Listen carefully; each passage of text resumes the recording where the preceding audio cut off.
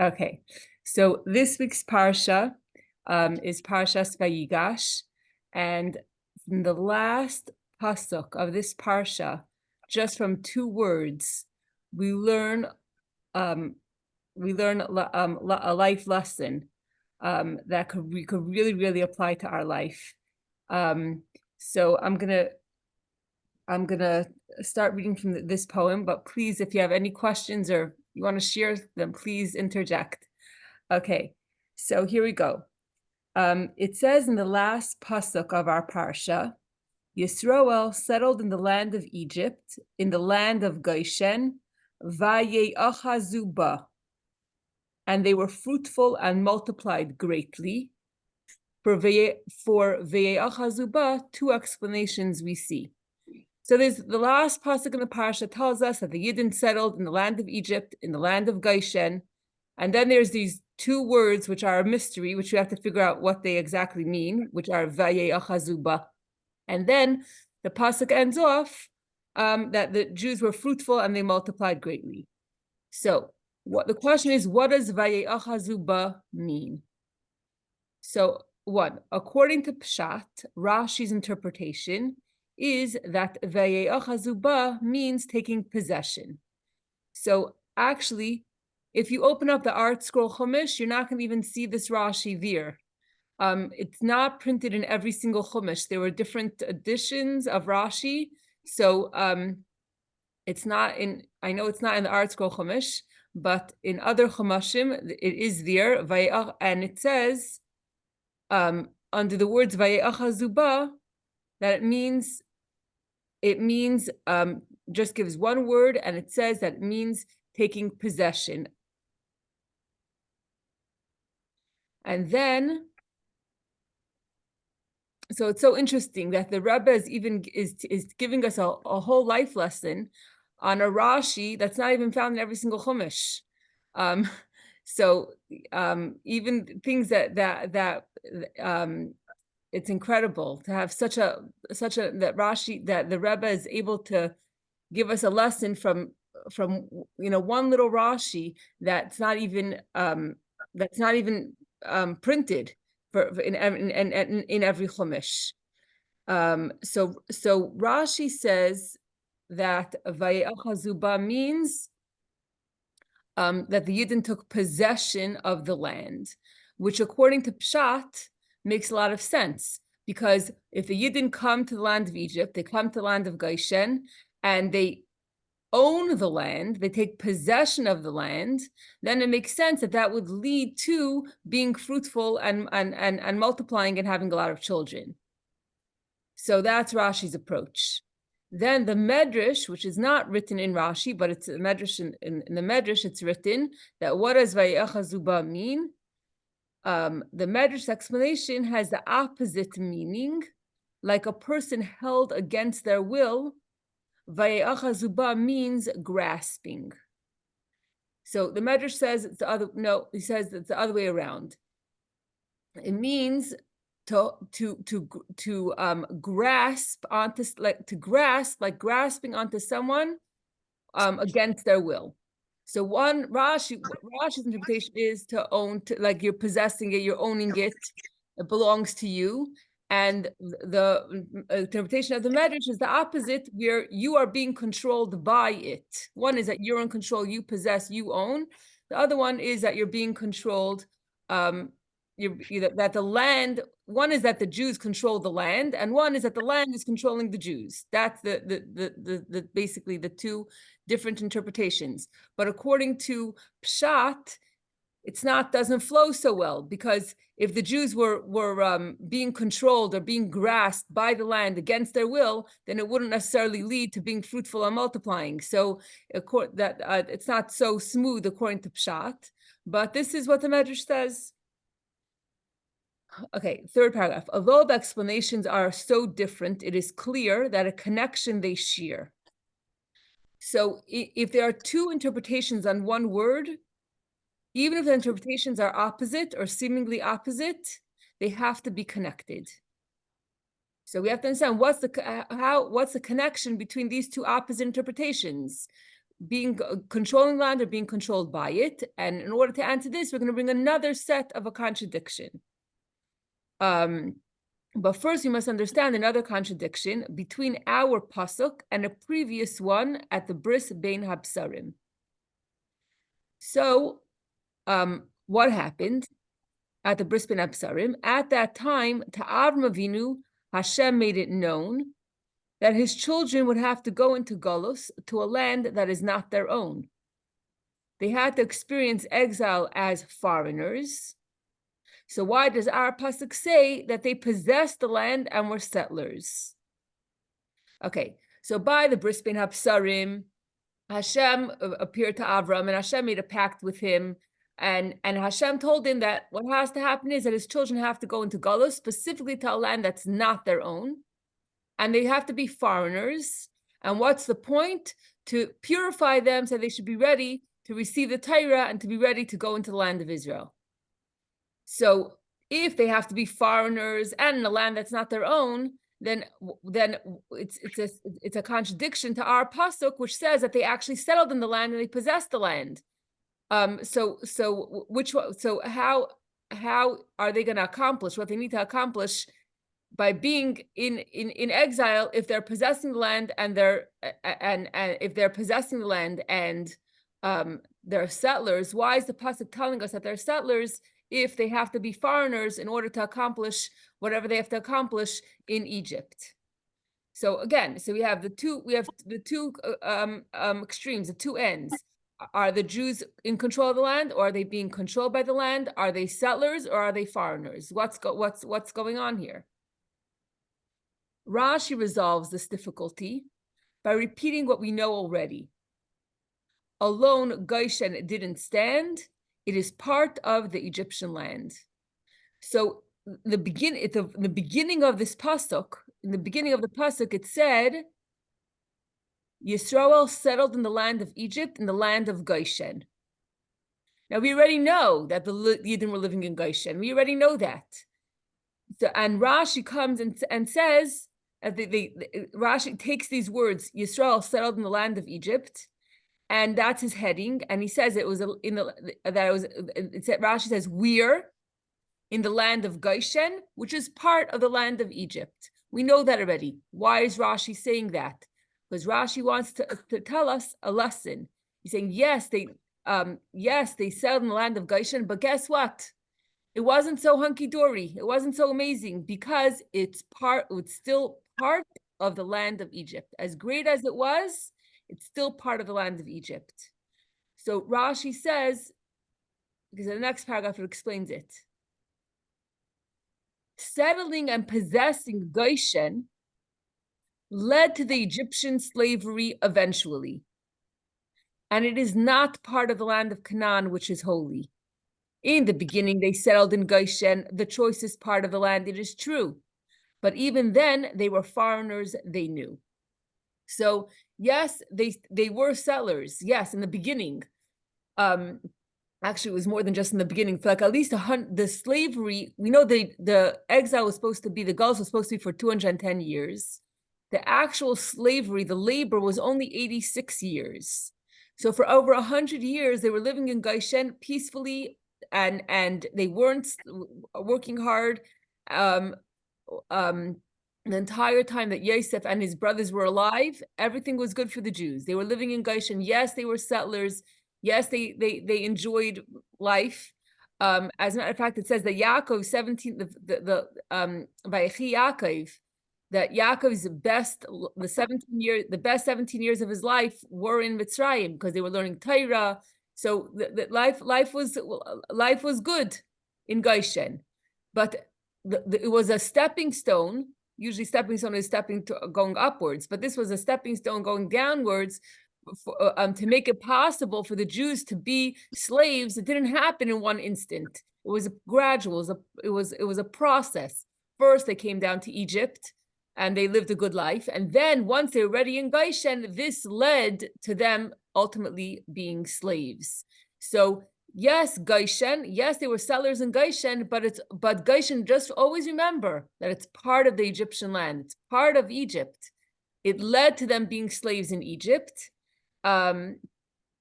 And even when they were there, even in the good years, when they were in Goshen, they always had in the back of their mind, they knew that they're foreigners. So the fact that it says in the pasuk that they were settlers, that was just that's not a contradiction to them having to be foreigners in order to be purified, to be worthy of receiving the Torah and entering Eretz Yisrael. They knew, first of all, they knew a whole time that they were foreigners. Even when they were settlers, they knew that they were foreigners, and settling the land was just part one or phase one for them to actually become slaves. So it's not a contradiction to the bris bein hapsarim. Okay, so now we answered it. Now we answered it according to, we had a question, we had an answer. Why is it saying settlers if they were really foreigners? We understand it. However, the Hasidus, we have to go a little further. According to Hasidus, so we need more explanation.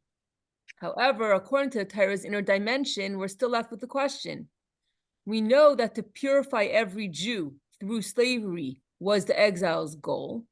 So how would they be purified? By possessing the land and being in control. So Chassidus says for every minute of every day, there's a mission. There's something that has to be done. They're not just going to sit and possess the land for 100 years in Egypt there has to be a purpose. So what's the purpose in being in control? How are they accomplishing the goal of being in Egypt if they're possessing the land? We still, in a spiritual sense, they're not just in exile, they're not just in Galus for the sake of Galus. There's a reason here, there's a mission here. How are they accomplishing the mission of being in Egypt when they are possessing the land, and when they are being in control, when they're in control? So the purpose of being in Egypt has to be fulfilled for every second that they're there. And if the point was slavery, then how do we suffice with the just 86 years of slavery? We didn't, even 86 years is every minute was too much. But what's going on? If they needed the slavery, then why is the slavery only for 86 years? And what's going on with the other years? How are they able in the other years to accomplish what they have to accomplish in Egypt? Okay, every detail of the Egyptian slavery is found in a spiritual sense in Torah study. When a Jew accepts upon himself the yoke of Torah and toils in it wholeheartedly, for him to experience physical hard labor isn't necessary. So it's very interesting. When describing the hard work that the Jews had to do, it says the avodah kasha, b'chaymer, and levanim. Avodah kasha is hard work, chaymer is cement, and levanim is bricks. They had to work hard, but the Jewish people, Hashem gave us a gift that instead of having to be slaves for 210 years, if we're learning Torah, if we're toiling in Torah, then that could be instead of toiling physically. And the word avodah kasha, hard work, kasha also comes from the word kushiyah, which means a question. If you're busy toiling over questions in Torah, then that could be instead of working hard. And chaymer, which is cement, we know that one of the ways of learning Torah is kal v'chaymer. Kal v'chaymer, it means if this is the case, and how much more so the case should be the other. We learn one thing from another from kal v'chaymer. If this is the case here, then how much more so should it be applied in another situation? So if you're busy learning kal v'chaymer, which is one of the ways of learning Torah, then you could be spared of chaymer, which is working with cement. And levanim is bricks. And when we understand halacha in a clear way, levanim has the word lavan, or white, or pure, which means or purity. I'm not sure exactly the Hebrew word, but basically when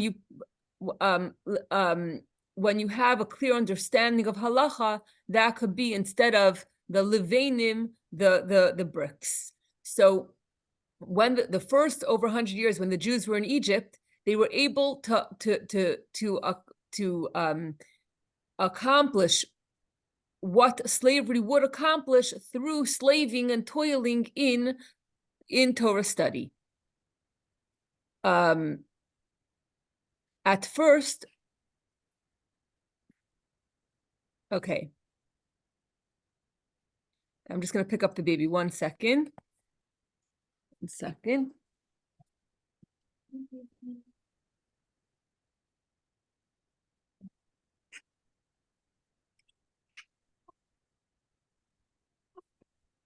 Okay. Okay, here we go. At first, when the Yidden came, everyone did understand that Goshen was the Yidden's land. It was actually given to Sarai Menu years before by Pare the king. They inherited it, governed themselves, and didn't experience physical suffering. So I never knew this, but when Sarah was kidnapped, Sarah and Abraham went to Mitzrayim to get food because there was a hunger in Israel. And Sarah was taken by Parai, and then when she was released, she was given many gifts, and one of the gifts was that she was given the land of Goshen. So we had this class, and we had this question in the past, and we asked, why did Avram take Sarah to Mitzrayim? He should have left her in a hotel right outside of Mitzrayim. Why did he take her? So now we see why he took her. He took her because only through her did he get so many gifts. And even the land of Goshen, was given to Sarah. And probably the Jews, when they had to come down to Mitzrayim, when they sailed in Goshen, they felt this is our land. This is an inheritance. This belongs to us from Sarah Imenu. So it made the process of going to Egypt a little bit easier. They felt that this is, although they were foreigners, they felt that at least they're in Goshen, which belongs to them. It's an inheritance that they got from Sarah. So in the beginning, they were settlers. They felt good about living where they were. They felt that it belonged to them. They didn't feel like they're occupying anybody's territory. And they weren't slaves. They weren't doing any physical work. They were learning Torah. But despite the goodness, they were in a state of distress because they felt that in Goshen, the holiness of Eretz Yisrael wasn't there.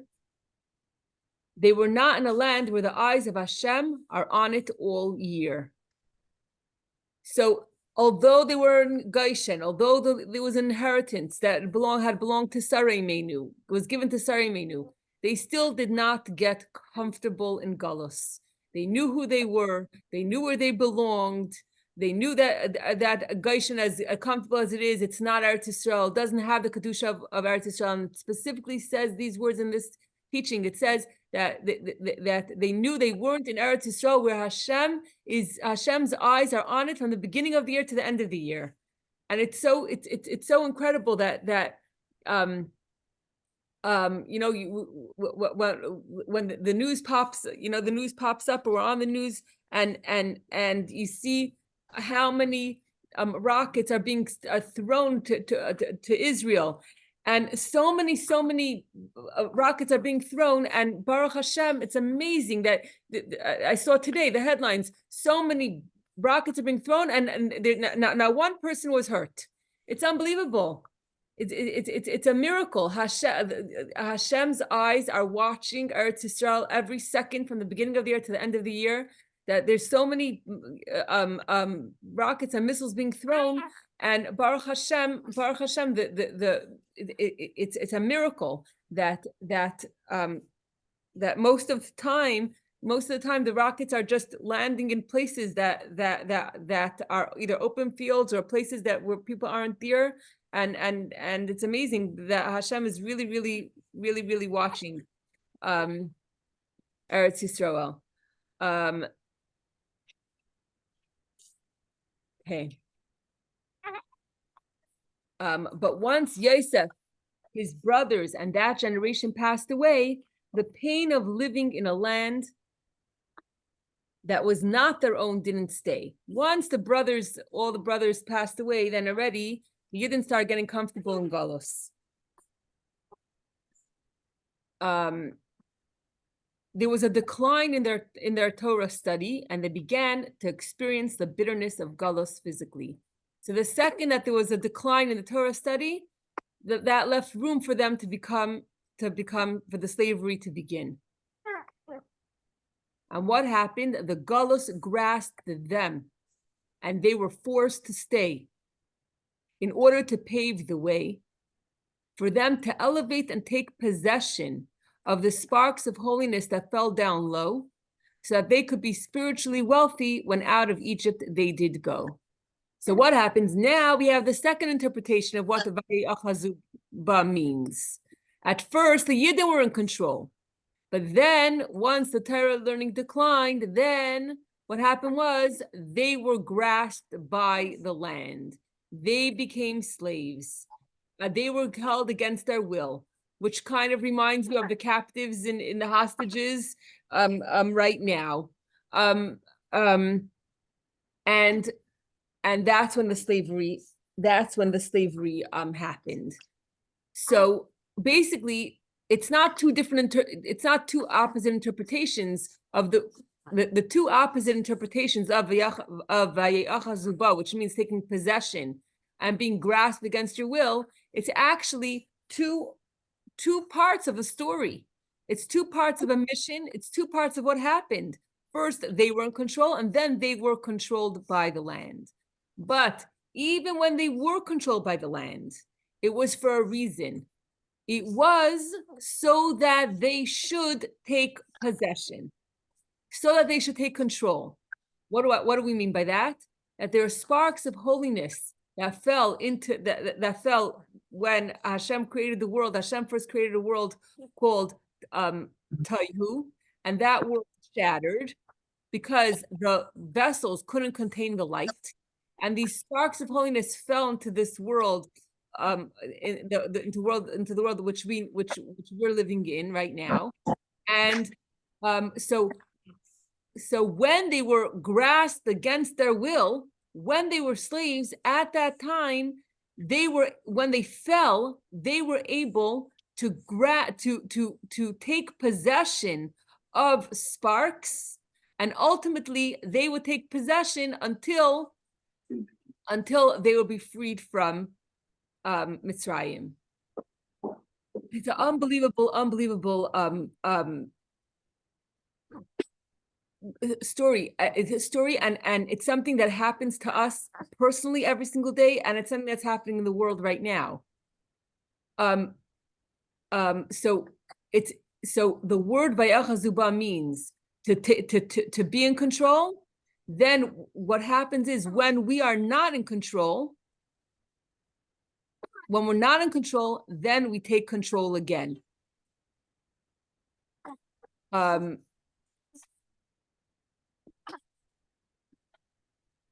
Okay, so I'm just going to give some personal examples and how this teaching affected my week and my day. Basically, we always want to be in control. It feels very good to be in control of the house, to be in control of when we're driving their car, to be in control of our life, to be emotionally healthy. It feels very good to be in control. Then what happens is sometimes something happens and we feel overwhelmed, or we feel worried, we feel nervous, and we feel like we're losing control. And then at that time, we have to realize that there's a reason that we're in this low situation, and we have a mission here, and there's some sparks here that we have to elevate. There's something here that we have to do. We have to be a light. There's a mission here, and that's why we're in this low situation. And as soon as we grasp in a good way and take possession of these sparks, then we're in a place of redemption. Okay. So so okay, baby. Okay, so yesterday it was 11:15, and I had an appointment at 12 o'clock at the WIC office for the baby. And I was like, okay, what should I do now? I have a little bit of time now. What should I do now? And the dishes were calling, and many other things were calling. And I said, you know what? I feel like I want to daven. That's my priority. That's what I want to do. Because remember that if that in that when the Yidden were in control, when we learn Torah, specifically in the Sichos, it says when we learn Torah, but I feel also when we daven, when we connect to Hashem, when we realize who's boss, when we start our day with davening, then and we toil in davening or toil in learning, then it prevents us from having to toil in physical, mundane things throughout the day. So I'm gonna daven, and everything else, all the things that I have to do are gonna work themselves out in the best way possible. So also very interesting. Yesterday, I'm part of a group that completes the entire Tanya every single day, and everyone has a part, and you have to towards the end of the day by 5:15, you have to WhatsApp that you did your part. If you don't do your part in time, then someone else might do your part, and then you feel bad that you didn't do your part. So anyway, by the time I got onto WhatsApp to let them know that I did my part, someone else already did my part. So I felt bad, and there was one more part left to complete the Tanya for the day. So I said, someone did my part, I'll do their, I'll do another part. I did this part, and I read in Tanya, and I was like, wow, this is so amazing. I'm so glad that I got an opportunity to read this part, because it said that when you daven, then you kind of reach a higher level. You let go of all the baggage and all the physical stuff and all the problems. You let go of it. When you daven, you're in a higher realm. But what happens, and the Yetzer Hara leaves as well. But once davening is over, then the Yetzer Hara comes back into your life, and all the challenges and problems come back, and then you're back. It takes a little bit of time to get back to square one. But the davening, unfortunately, it doesn't last for the entire day to keep you in a good place necessarily. But in Tanya, it says that when you give tzedakah, then and it's hard for you when you give tzedakah, when it's hard for you to give, then when you separate the Yetzer Hara and all the negativity and the worry and everything, and then it doesn't come right back. It's like separating when you're making wine or grape juice. The grapes, the part of the peel, the shell sinks to the bottom, and it doesn't come back to haunt you. So it was very interesting that tzedakah has that power, that when you feel the negativity creeping up on you, that it takes away the negativity, and it takes it away, that it shouldn't come back. So I thought that was very, very interesting. But so I'll tell you why. Let me preface and tell you why I was feeling this negativity, and that's why I wanted to daven yesterday morning, is because the day before that, I went to my doctor, and I went to my doctor for because Baruch Hashem, the baby is 6 weeks old, and she told me, I'm a healthy girl, and she tells me that I should do this procedure, I should go for this test, go for that test, I should go and make appointments with 3 other doctors. And I'm like, oh my goodness, this is crazy. I'm a healthy girl. One thing is routine that everyone has to do, but I was like, I was not expecting that. So I was feeling down. I was feeling worried. I'm like, this wasn't really what I wanted to do or wanted to hear, that I have to go, visit 3 other doctors. So I heard when I heard that, also that day I turned to davening, and I davened, and so I had to make these 3 appointments. The 2 appointments I made very easily, and the 3rd appointment for a dermatologist, my insurance didn't cover it. So I was like, okay, now what am I going to do? But at that point, I actually davened mincha, and I let it go. I said, Hashem's going to help me. I don't know what I'm going to do. And then as soon as I finished davening, the phone rings, and it was the insurance company. They were on the phone just asking me how I was feeling after having the baby. And they said, "Oh, is there anything else we can help you with?" I said, "Yes, I need a dermatologist." And they gave me a number. And actually, the office is actually on Church Road, which is like 2 minutes from my house. And so they called me to give me the information, which was incredible. And then yesterday again, I turned to Hashem and I said, Hashem, the first thing I'm doing in my day is I'm davening, not like right before Shkia, just a quick Shemana Esrei, but Hashem, I'm really, I'm not gonna let the worry control me, grasp me, but I'm gonna be in control. And with that attitude, I'm driving to the WIC appointment, and I said, instead of worrying, what if I flip everything over? And I said, I started imagining, I was like, what's going to happen when Mashiach comes? When Mashiach comes, all these doctors that were so worried, that were so worried and were shaking and worried, when Mashiach comes, they're all going to be out of business. They're going to come running to us. Oh, can we please come to your class? Oh, remember you were my patient. Could I please come to your class, to your Torah class now? So I was envisioning Mashiach instead of envisioning worst case scenarios. And I'm driving so I drove to the WIC office, and they said, "Oh, you should speak to the lactation consultant." Lactation consultant is a Mexican woman. She's wearing a cross, and she's talking to me about nursing the baby, whatever. And I told her, I said, "I know everything that you're saying," and I said, "Oh, my daughter bought me this book. It's called More Than Just Milk."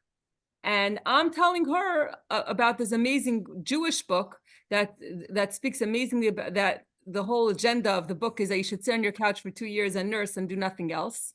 And the end of the conversation was, she said to me, "Oh, that's so amazing, because I just got an email from my supervisor asking if I have any recommendations of literature to encourage people to encourage moms to nurse. And you're mentioning this book.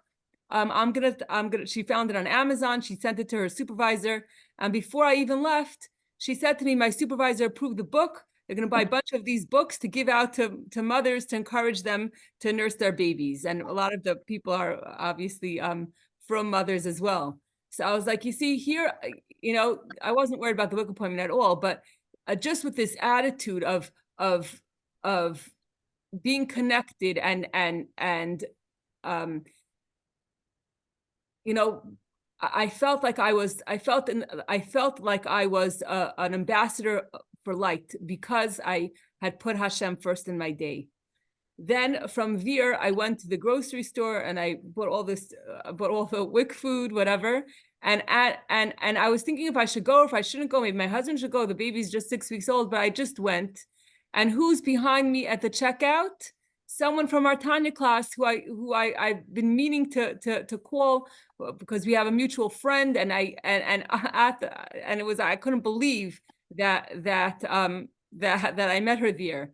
And she gave me information that we spoke briefly, and she was very helpful. She had told me that from a professional perspective, she gave me very good advice to help somebody that we both know. So I thought that was amazing. And then from there, I was close to the toy store. I went to the toy store because I wanted to buy a couple of games for Shabbos. We have a lot of children that come on Shabbos for shul, and the kids are always coming to me, "Oh, we're so bored." I was like, okay, I'm gonna buy a few things. And this lady at the store, she said, "Oh, do you need help?" I said, "No, I'm okay. I didn't think I needed help." But then she asked me again, and I said, "Oh yeah, I'm just buying some stuff for the shul, whatever." So I got into conversation with her. She was very helpful. So at the end, when I was paying, I said, "My only regret was I didn't take your help right away. You were so helpful to help me choose great things." And then I said, oh, I give you a bracha that you should always be able to make children happy. And I have no idea what's going on in her life, but like tears, like her eyes teared up, and she said, "That's just what I needed to hear." Um, and I left, but I felt like the whole day I was an ambassador for light, because I felt like I felt that I was like the first part of the Yidden being in Mitzrayim, where they're controlling, where they're in control, where they're on top, because they toil in Torah, because they toil in davening, because they toil in giving tzedakah, that they're able to be in control of the world, not that the world controls you. Like you could be like, why am I, have to spend my time, sitting in front of this Mexican woman, but to take that opportunity and to the ripple effect of that other moms will be able to be encouraged to nurse, or whatever it is, like to be in charge of the world, instead of saying, why do I have to do this chore? Why do I have to be here? But to take that opportunity that even when you're in, even when you're where you don't, even when you're in a place where you don't want to be, to find the sparks there, to possess, to take ownership of sparks. I felt like I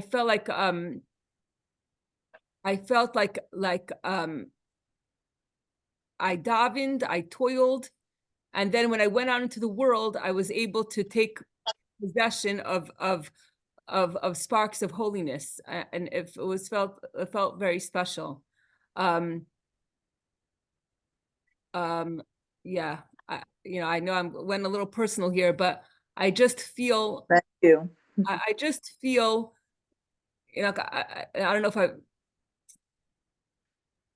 I just feel that in every part of our life, whether we're in the place where we're happy and emotionally happy and everything is going well, or if we're in a place where we don't want to be, wherever we are,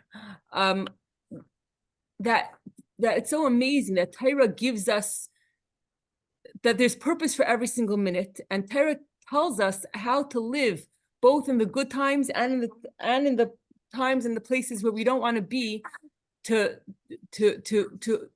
that even when you feel that you're grasped by the world, like why do I need to go to this appointment, or why, I wish I could spend my time learning a whole day and not have to deal with these things. But even when I have to go into the world and do the things that are mundane things, or things that I don't want to do, or things that I worry about doing, instead of feeling grasped by it, or to take that opportunity to take possession of the sparks, and that ultimately brings you to a place of geula, and this and that not to get worried that we're gonna get out of this. It's not gonna be forever. The slavery wasn't forever. They got out. The same thing is with us, Israel, arts in the world. The things seem so difficult. So when is this war gonna end? How we see Hashem's hand, and we still see hostages that are still in Gaza, and we're still so worried. But we have to know that in the hard times, it's not good, that hard times will end, and ultimately we are going to get control, 100% control back, and we're going to have the geula, and the people that are our enemies will be destroyed. And to see the full picture, to see that there's times of control, times that we're not in control, and then how we get control back again. We will get control back again, and it's through those dark, difficult moments, whether it be in our personal life, whether it be in the world at large,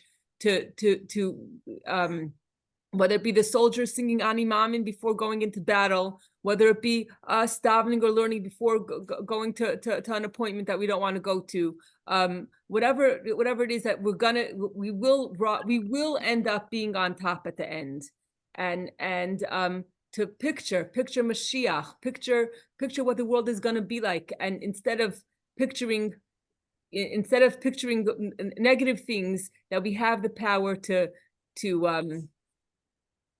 to take control, to take back control. Okay, I hope what I'm saying makes sense. Usually in in Bela's house, everyone is talking at the same time. So we discuss it more, whatever. I don't feel like I'm the only one talking. But okay, baby. Oh, he's gonna give his opinion. Thank you Okay. very much. Thank you, Fanny. Yeah. I Amazing. So should I just finish the poem? Let me just see if there's anything left. Right. I'm sorry. I like to hear what you have to say. I don't like to interrupt, but I'm thinking in my mind in so many places where I could apply what you're saying. Amazing. So tell us, share. Yeah, it's basically it's attitude. I'm just coming from an appointment from the doctor, and I heard part of this Sicha elsewhere, but not like so personal. But I was in the car with my son, and I was so sure that I'm going to hear that I need surgery on my neck, and just trying to apply this even now as I was listening, I was saying how I could apply it, that like you're saying, don't let the land take control of me. Let me take, Hashem is with me, and He's going to give me the kaichas that I have, whatever I have to do, I'll have to do with Hashem's help. And Baruch Hashem, the first thing the doctor said to me is that I don't need surgery. There are other alternatives besides surgery if you're willing to try them. I said, I'll do anything to avoid surgery, even if it's going to take a lot of my time. But what you're teaching us is really your mental attitude to be positive and put your hand, like always, put your hands in the hands of the Eibishter, like this. And what remains with me, and what I wrote it down, is that you have to capture the spark, recognize the spark, and replace that spark with all your negativity, and you automatically find geula in your everyday life. Yes. We always have to find that positive spark that Hashem is giving us. I kept on telling myself, Baruch Hashem, that Hashem created that people should educate themselves to be doctors. Like, what if there wouldn't be a doctor that studied this type of disease that I have? And, but Baruch Hashem, there is a Hashem who gives chachma to everyone. Yeah, and to know that the doctor is just the shliach. And Hashem is the one that gives us our health. Exactly. Yeah, and sometimes it could be someone in the waiting room. There's a woman that lives in near me. Her name is Tanya Klein. She's the sweetest woman, and she started a WhatsApp group, Lollipops the Chayalim. Basically, she says that she was somewhere in Lakewood, and she saw a child crying, and the mother was having a hard time. She opened up her pocketbook and she asked permission from the mother. She gave the child a lollipop, and the child was happy. So she has this whole initiative. We should all walk around with lollipops or bubbles or balloons or something in our pocketbook. So if we see a child that's unhappy, to cheer them up. And that's basically sparks. So if you have to be in a hospital or in a doctor's office or wherever you don't want to be, find the spark there. Smile at somebody. To any store, wherever you are, find the spark in the everyday, in the mundane tasks that we do. To give someone Shabbos candles, there's a purpose that you're there. There's a reason that you're there. You're making a kiddush Hashem. You don't know what. I remember years ago, my father was in the hospital for surgery, and there was a Jewish person in his room, sharing the same room as him, and he had never put on tefillin before. The guy was 70 years old. He had never put on tefillin before. I think I don't remember exactly how old he was, but he was significantly older. And my brother was there, and my brother put on tefillin with him. And then my brother said to my father, okay, now you could get better and go home because you did your mission. That's it. We had to put on tefillin. You had to be here to find this individual, put on tefillin with him. Okay, now that's it. We could go home now. We're done. So to instead of falling apart, and saying, oh my goodness, I have to be so worried now, to say, you know what, there's opportunity here, there's a spark here, there's something I need to do here, and instead of feeling that you're not in control, take control of a spark.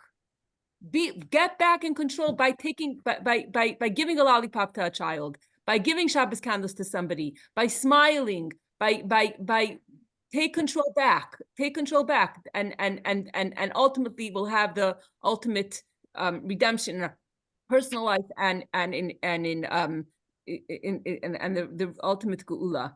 Right. Yeah, I just want to see if I finish this. Sure. Not. Okay.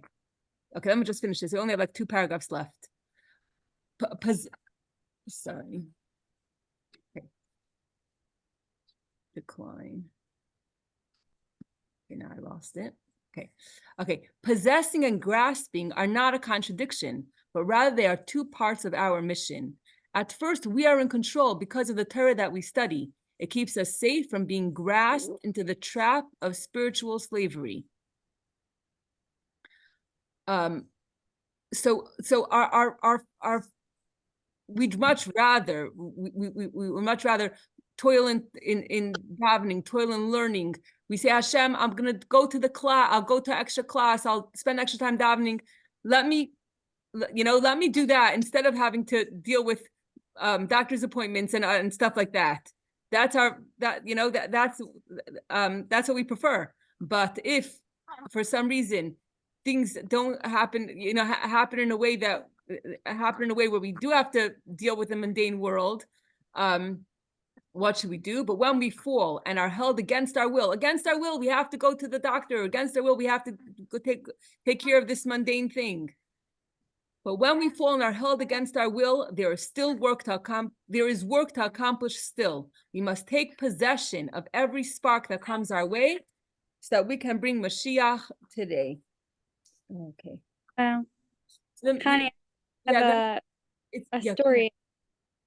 You know how we decided we're staying in Linkwood? Yes.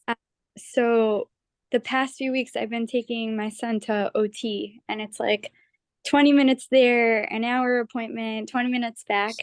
But I met this other young mother and we've been schmoozing, we became friends, and she actually started telling me about her boys' yeshiva that she loves. And I'm like, and it's small and it's like, sounds really like something that we would want for Yona. So it's just been really interesting how we went. I was like, okay, it's a lot to go to this appointment, and met this friend, and now she's telling me about the school, and yeah, I don't know what will happen, but it's just Emir Hashem, it should happen. Absolutely. Absolutely. Yeah, because there's a reason for everything. There's a reason for everything. And there's he should, as mothers, we want our children to have the best chinuch, and it's not for nothing. The appointment is so that you should meet her, so that you should befriend her, and that you should find the best school for him, that's best for you and best for your family and best for Yona. It's a beautiful story, and it's amazing when we see. It's amazing when we're able to see the hashgacha pratis. We're able to see how one thing leads to another, and how this thing that seemingly was something that we didn't want to do or didn't want to go, how that actually brought us such great blessing.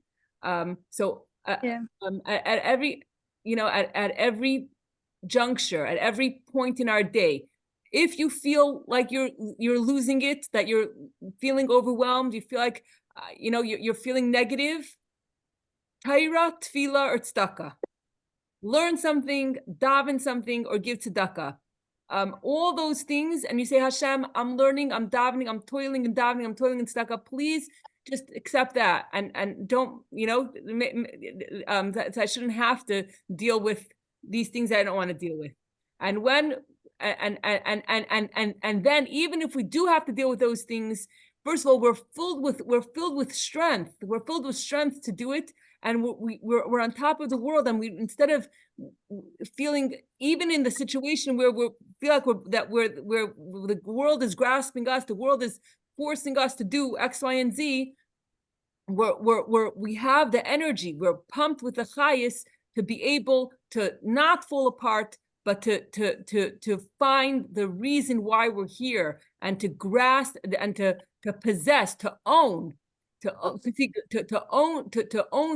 get ownership of the sparks So Vayachazuba is basically first we possess, we own through toil of learning Torah. Then we are grasped by the world. But we're grasped by the world so that we should take ownership of Egypt. And ultimately, when we leave Egypt, we're in a much. We're ultimately we are gonna leave Egypt with so much more. If we just learned Torah a whole day, then we would never get those sparks. So the challenges, the being grasped by the world is for a purpose. It is so that ultimately we should own more stuff. We should take ownership of even more things. So it's all, when you have that full picture, you have a GPS, a roadmap, a guide. What do I do when I feel low? What do I do when I feel trapped or taken hostage by the world? What do I do in this situation? Wherever situation we are, the good days, the bad days, the good moments, the difficult moments, there's constantly there's a way to get out of it. There's a way to deal with it. It's just so it's just so it's just such a treasure. We're just so lucky to have this compass. I just and it's from two words in the pasuk and from one word in Rashi, which not even all Chumashim have. It's just incredible what the gift that we have, and we should all merit to see the Geula, and that will be a time where the whole world will recognize that the Jewish people that Hashem is the only boss, and that we own that we own Eretz Yisrael and all the parts of Eretz Yisrael, and that we're just waiting for that day. We're just waiting for that day that should be immediately, where the whole world recognizes Hashem, recognizes the Jewish people, and it's gonna happen. It's gonna happen, and Amen. And basically, I think it's crazy again how, not crazy, but hashgacha pratis, how this is the topic, because in Ritz Hashem this week, I'm going to be with a lot of people, family, but there was like a lot of drama, and I was just telling my husband that I don't want to get sucked into the drama. I know people are coming from like a very hurt or, like a lot of pain, and I just don't want to get sucked into the negativity and whatever, but like ideally I don't, but I tend to get like, I feel like I'm like you, I'm the fire. So like if I'm feeling something, or if I see something wrong or hypocritical or whatever, I get fired up. And I was just talking to my husband last night, and I was like, how could I, like, how am I going to do this? Like, it's going to be a whole Shabbos. I feel like things are probably going to come up. And then you are talking about this, and it's every week is a lesson, and so we have to know that we could be. When I was giving the class at Bela's house, people were like, "Oh, we're not used to hearing control in this way. Like, Hashem's in control. Of course, Hashem is in control, but Hashem is in control, and they didn't like the word control. I said, you have to understand the difference between me controlling myself. Me controlling myself, that's a good thing. Me controlling someone else is not a good thing. So being in control is not that. It's because I'm connected to Hashem that I could be in control. Because at the end of the day, yes, can't control what's gonna happen, what's gonna be said. Maybe the way I'll be in control is by walking away, but I have that empowerment, and we are 100% empowered, and very nervous. Yes, as using control in this way, this is the topic of the class. Do you control it, or does it control you? And somebody actually said to me, she said, "Oh, I was having a really hard day," and just from the topic of your flyer gave me the strength to do what I have to do for the rest of that day. So to realize that we when we say control, we are in control. What does that mean? Not that we're saying that we are in control of our Yetzer Hara. That's what it means. That the Yetzer Tov is in control over the Yetzer Hara. That's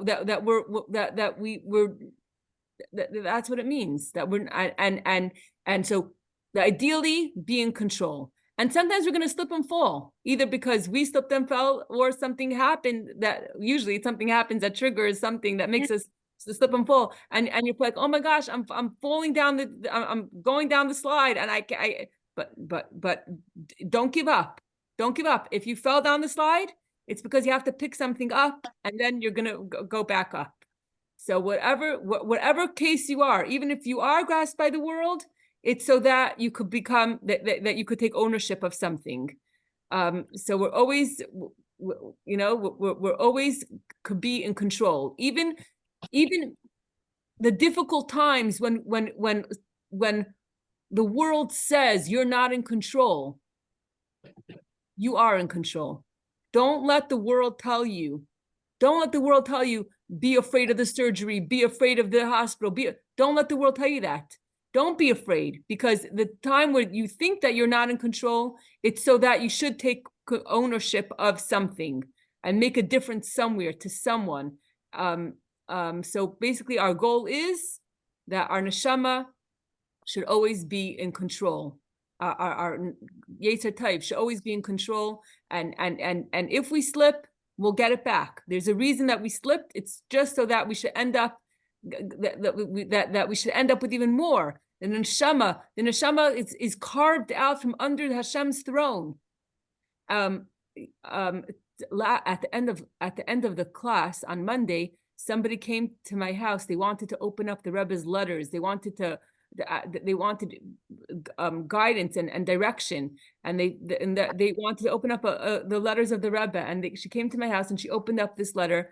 I didn't understand anything. It was like way above my head. But the last paragraph, she was like the long letter. I couldn't understand anything. The last paragraph of the letter said that a neshama is carved out from under the Kisei HaKavod to come down to this world, and it doesn't make logical any sense. Then the soul is so pure. Why bring it down to this world? And it's only so that the neshama will get a much greater elevation at the end. So the times that we fall, it's only so that we could end up in a higher place, in a better place. It's not to hurt us. It's so that we should grow. It's so that we should gain. It's so that we should come out rich begashmius, rich beruchnius. We should come out with a lot of wealth. But Amen. yeah, Thank you so much for joining.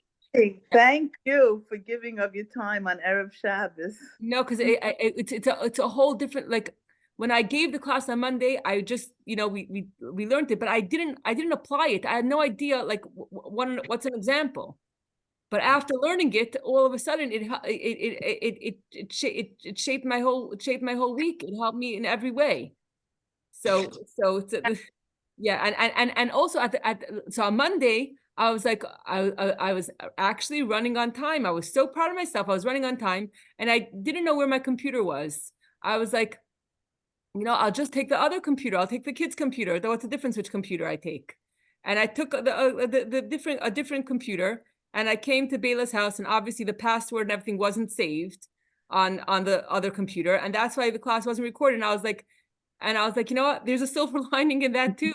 Instead of use that opportunity to give another class to and so I knew then that I was going to do. I'm trying to apply the class to not feeling bad that you did this for me. No, you see, I knew then that I was going to do it again. You want to be a giver, you don't want to be a taker. So I'm sitting here and I'm thinking, like, how could I justify my own self that you took, so much of your precious time to repeat the class, just for us. I mean, but I'm so makir tov to you, and it's not. I tell you, it's not a repetition for me to give to others. So Amen, and it's not a repetition, because this class was completely different than the class on Monday. Because in Monday it was just theory, and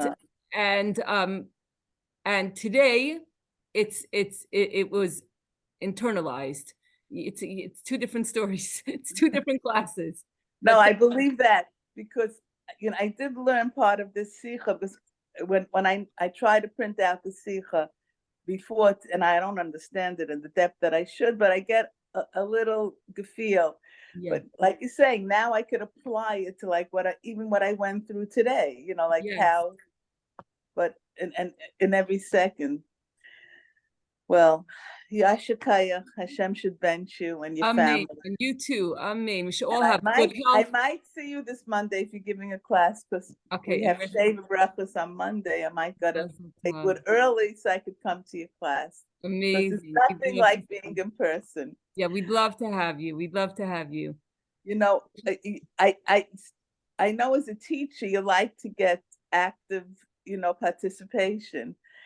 And when I go to a class, I so want to hear just the teacher. I just want to hear the pearls of the Pemachmagolios, that when people around talk, I'm almost impatient because I just want to get to hear the teacher. But as a teacher myself, I know how important it is, the participation. That's why when you were talking, I just didn't even want to add anything. Who could add to what you're saying? No, please. Yeah.